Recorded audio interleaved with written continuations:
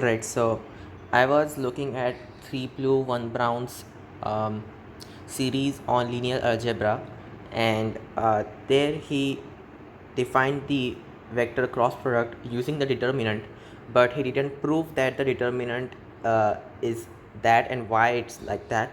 So he just said that the determinant is how much the volume scales up, but he didn't prove why the computation is true. And when I look at the proofs, I actually realize that first you have to prove that the vector product is the way it is, and then using that you can just go all the way backward to the determinant. Like how he did was he went from the determinant to the vector product, which is definitely the easier way because we already have a well established thing which is much more general. So using that we can just find the vector cross product. But what we should instead be doing is that we should go in the backward manner. So first you need to define the vector cross product algebraically, right? So find a computational method for that, and using that you can find the determinant, right? So that's the more logical way.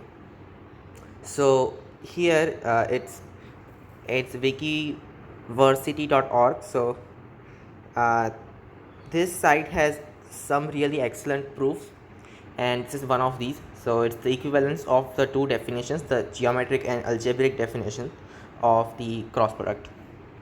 So let's read this. Okay, so here they are proving that the projection of A on this plane, which is perpendicular to this fixed vector C, uh, and taking the cross product, well, those two are the same thing. So A cross C and A bar cross C both will be the same thing. Okay, so here's how they are proving this. So we can see that geometrically, obviously, because really, so the area of this parallelogram with A and C, right? So just draw this inside first of all. I don't know if I can draw on this thing though. Maybe we can screen write or something. Okay, let's try to screen write. So here's how it should be. So you can see this parallelogram. We know that the area of this parallelogram, it is going to be its base, which is this C vector, times the height. So now the height is actually the A vector. So the cross product of A and C, that's going to be the area of this parallelogram, which is just A bar, A star, okay, the magnitude of that into magnitude of C. Alright, so the magnitude wise, this is going to be the cross product, and it's pointing in this direction. Okay, nice. And guess what? That's the same thing. That's the same thing as A star cross C, because they have a 90-degree in between them. I mean, like, that's obvious. So it's just going to be this rectangle that we are talking about. So the area of this rectangle is just A star cross C. So that's like very obvious, and that's why we say that this area is going to be, this is basically A C sine theta, because this thing is actually just A sine theta in magnitude. Okay, cool. So that's one thing. That's the first thing that this page proves, but we don't want it. Just discard this. Okay, so let's go to the next lemma it proves. So it's the first lemma actually, right? So using the geometrical definition of a cross product, they prove that A bar cross C bar is the same thing as A star bar cross C bar. Okay, so here's the proof, and I think this proof is a little not so original, because basically this magnitude of A sine theta, well, that's just basically A star, and yeah, they said that this is that and that, and they just put that in the cross product to find the magnitudes, and magnitude wise it's the same, and they point in the same direction because these planes are the same, and that's why they say it's going to be the same thing. But actually by definition it must be the same thing, because the area of this parallelogram, right, that's going to be the same thing as the area of a rectangle, because height times space. So yeah, no need of doing all that stuff, but still it's nice. Okay, next. So now comes the real thing. It's the distributive property of the cross product. So this is the most important thing to prove if you want to find the algebraic definition of the cross product. Okay, so letting B bar be another vector, we have a vector plus b vector star, so their projections, right? Actually the projection of a vector plus b vector actually, right? So this is a plus b, this vector's projection on this plane, this thing is the same thing as the projection of a, that vector, plus the projection of b, that vector. So not that hard to prove, right? Because you can just sort this a vector orthogonally. So if we define some, okay, let's just define, okay, let's just do this. I need to write everything down. So screen right. So you can say that this a will be this a star thing plus this other projection along the c thing. So I don't know what to call that. Let's just say it's going to be a circle, whatever. So yeah, and this thing is going to be b star, right? Plus this projection, which is b circle. So a plus b is just a star. So it should be vectors. A star vector plus b star vector plus a circle vector plus b circle vector. So now you can see that a plus b, right? So a plus b, this vector thing, this is going to be a plus b star. Maybe I should write a vector plus b vector. So that complete vector is something new, right? So this should be a plus b star. So the whole vector, the star of that thing, plus a plus b dot. Okay, so that's nice. So from these two things you can see clearly that this thing is the same thing as this thing, right? So yeah, I should be writing it like this. So a vector plus b vector, that thing starred. Okay, that makes sense. So it's obvious that these two must be the same, right? Because these dot and star things, these are perpendicular to each other. So we have just resolved these vectors orthogonally, and that means that we can write it like this. So like it should be a completely new setup if we want to sort this. So it some new axis, I don't know what to call that. So since they have already used x hat, y hat and z hat for the definition of the basis vectors of the system that we are using, so I'm just going to say this is going to be I hat, yeah, and this thing is going to be like j hat, this is supposed to be I, j hat, and this is going to be k hat. So you can see clearly that when we resolve these, the components, we're just going to add them up, right? And that's why this thing is actually very obvious. We don't need a proof for this, this is just the way we add vectors. Okay, so discard this thing, I don't want that. Okay, next, but still they have given us a proof that we are going to look at from the top of his plane, and this will be what we will see. So a plus b, it's landing at the same thing as a star plus b star and everything. So yeah, that's how they proved this theorem as well. So what that actually means is that now we can prove that the distributive property is actually true. So c, okay, so a vector, I just need to screen right once again. No, let it be. So a vector cross c vector plus b vector cross c vector is the same thing as a plus b, that vector, cross c vector, right? Because this cross that's the same thing as a star vector cross c vector and b star vector cross c vector and all that stuff. But the thing is that a star plus b star is the same thing as a plus b star. So everything is like vectors.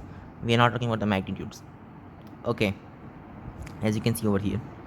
So now we just need to prove that a star cross c star cross c, not c star, just c, plus b star cross c, that's the same thing as a plus b star cross c,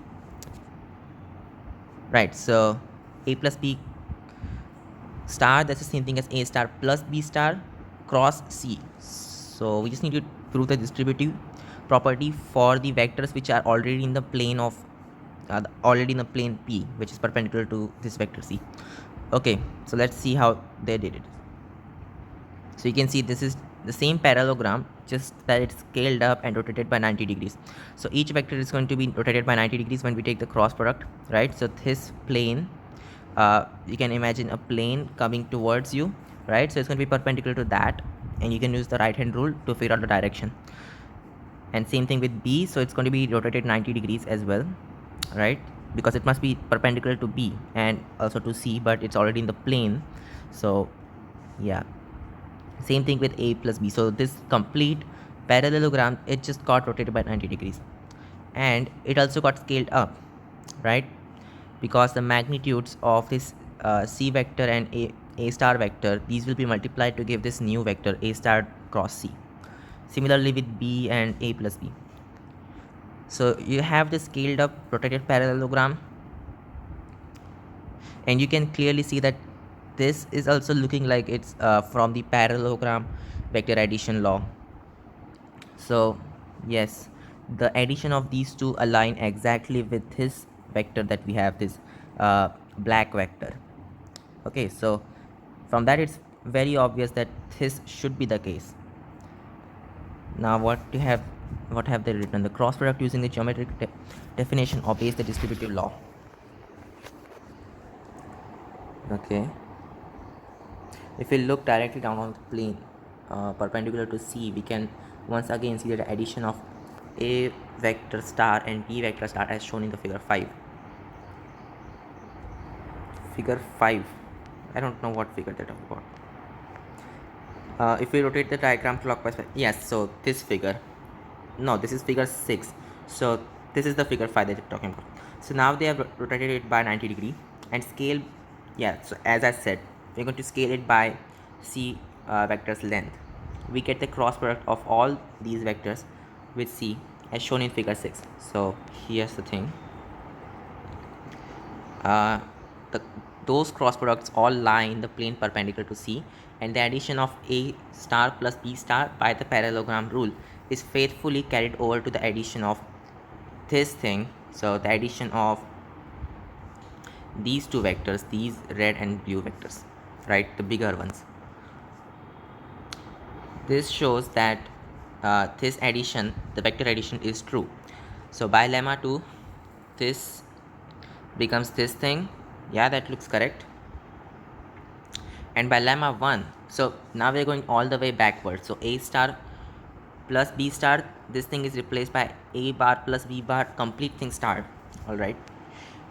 And A plus B star cross C, that's now replaced by A plus B cross C. Similarly with A star cross C, that's replaced by A cross C, and B star cross C is B cross C. And that exactly is the distributive property. Okay. By the anti-symmetry of the cross product. Yeah, we don't want all that. Theorem, the geometric and algebraic definitions of the cross product are the same. So now we just prove that, right? This is the main thing that we wanted to prove. Let the vectors A and B be expressed as linear combination of a Cartesian unit basis vectors x, y, and z. So we are resolving them like these. Okay. By lemma 3 and linearity, we can expand the cross product. So basically, just using the distributive property, we are completely we're just exploiting the distributive property, and we are expanding it, right, till we get the cross product of these basis vectors, and then we just know what the cross product of these basis vectors are going to be, because we have defined it geometrically, right? So x cross x is just going to be 0, y cross x, so I j k is like j bar j hat cross I hat, like in the opposite direction, so it should be minus k hat and stuff like that. So here they have written all the rules that we use, right, for the orthogonal basis vectors. So just putting that into these small brackets, so this is the complete thing, right? So we're going to put these things into these I don't want that, please, no. Okay, so just going to put these things in these small brackets, so this bracket, this bracket, this bracket, and so on. So doing that, we will get this, right, this equation, So this complete thing is just a cross b. Okay, so we expanded this. Nice. And yeah, so this amount of algebra anyone can do easily.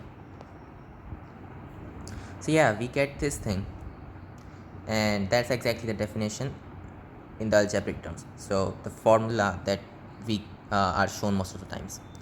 So that's it.